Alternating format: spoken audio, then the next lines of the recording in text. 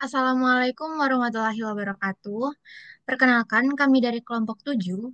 Pada video kali ini, kami akan membahas tentang perlindungan konsumen dan anti monopoli.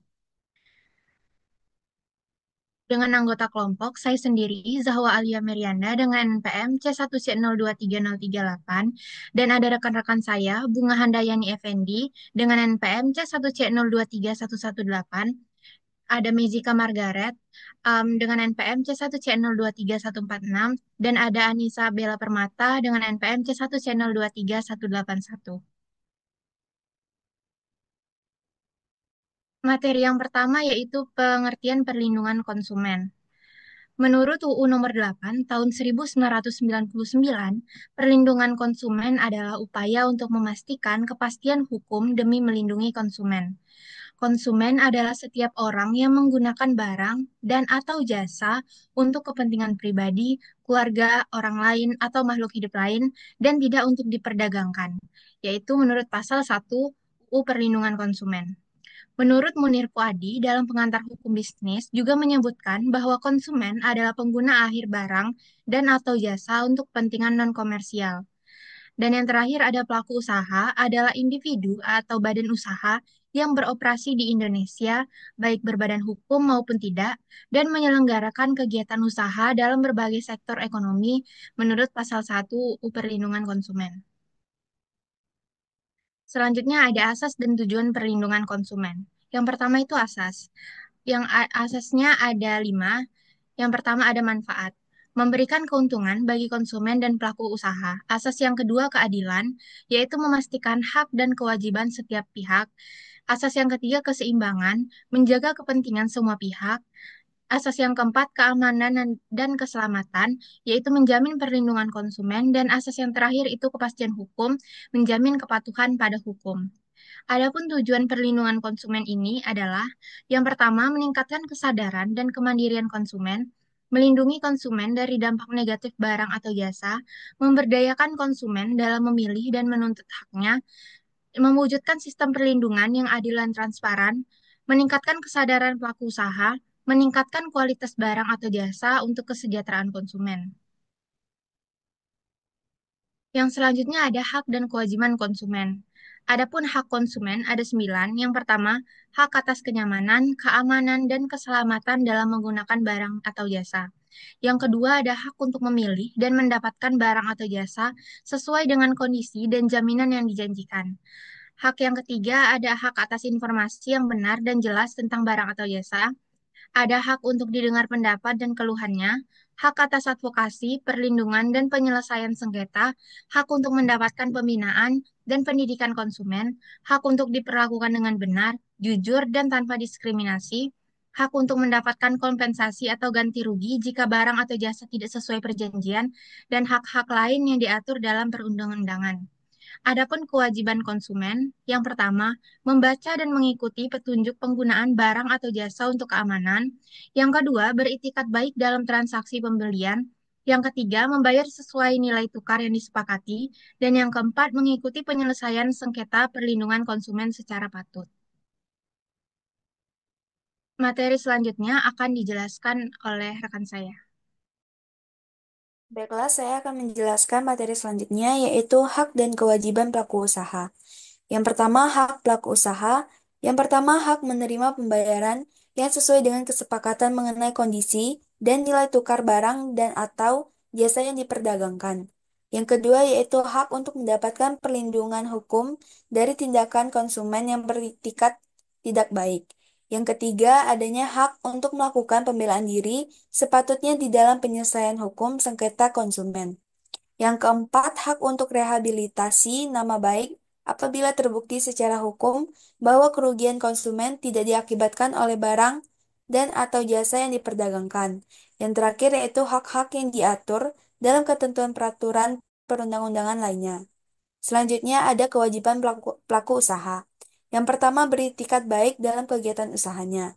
Kedua, memberikan informasi yang jelas, benar, dan jujur mengenai kondisi dan jaminan barang dan atau jasa serta memberi penjelasan, penggunaan, perbaikan, dan pemeliharaan. Yang ketiga, memperlakukan atau melayani konsumen secara benar dan jujur serta tidak diskriminatif. Yang keempat, menjamin mutu barang dan atau jasa yang diproduksi dan atau diperdagangkan berdasarkan ketentuan standar mutu barang dan atau jasa yang berlaku.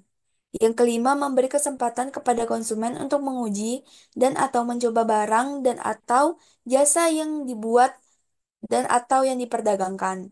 Yang keenam, memberi kompensasi, ganti rugi dan atau penggantian atas kerugian akibat penggunaan, pemakaian dan pentataan barang dan atau jasa yang diperdagangkan.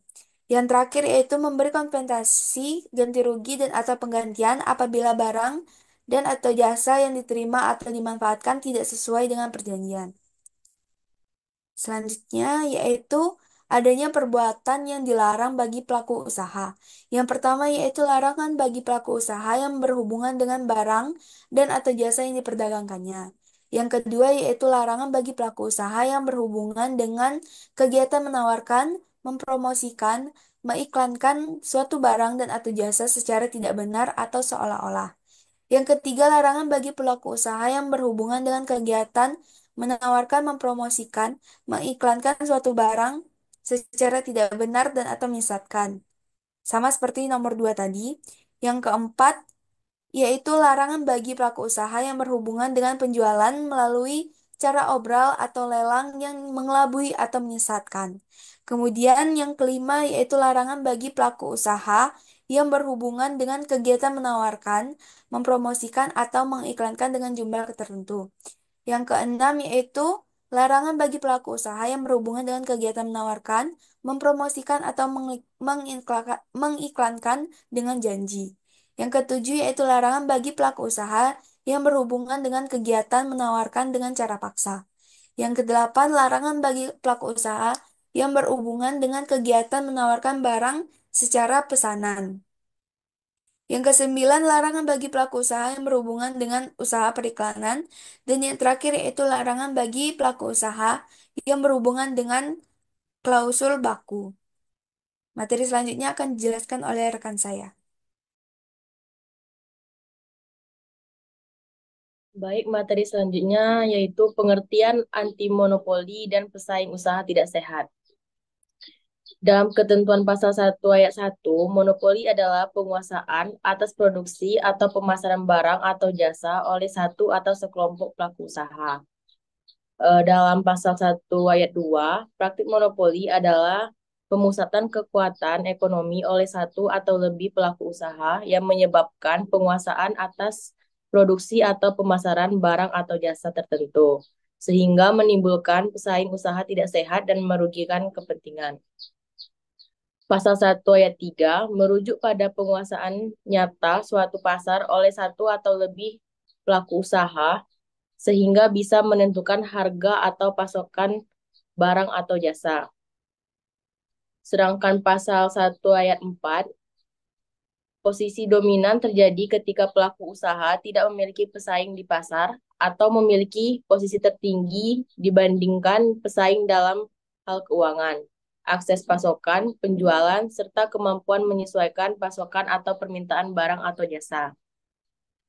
Pasal 1 ayat 6, pesaing usaha tidak sehat adalah pesaing antar pelaku usaha yang dilakukan dengan cara tidak jujur atau melawan hukum, yang menghambat pesaing usaha.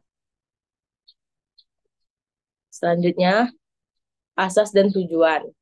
Menurut ketentuan pasal 2 Undang-Undang Nomor 5 Tahun 1999 tentang larangan praktik monopoli dan pesaing usaha tidak sehat, dikemukakan bahwa pelaku usaha di Indonesia dalam menjalankan kegiatan usahanya berasaskan demokrasi ekonomi dengan memperhatikan keseimbangan antara kepentingan pelaku usaha dan kepentingan umum.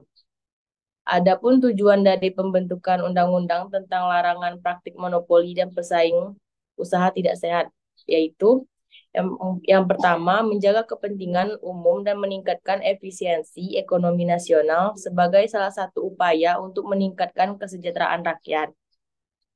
Yang kedua, mewujudkan iklim usaha yang kondusif melalui pengaturan persaingan usaha yang sehat sehingga menjamin adanya kepastian kesempatan berusaha yang sama bagi pelaku usaha kecil pelaku usaha menengah, dan pelaku usaha besar. Yang ketiga, mencegah praktek monopoli dan atau pesaing usaha tidak sehat yang ditimbulkan oleh pelaku usaha. Dan yang terakhir, terciptanya efektivitas dan efisiensi dalam kegiatan usaha, yaitu pasal 3. Materi selanjutnya akan disampaikan oleh rekan saya. Baik, selanjutnya itu ada pada Undang-Undang Nomor 5 Tahun 1999 tentang larangan praktik monopoli dan persaingan usaha tidak sehat, bertujuan mencegah monopoli dan persaingan usaha tidak sehat serta menciptakan persaingan yang adil di pasar.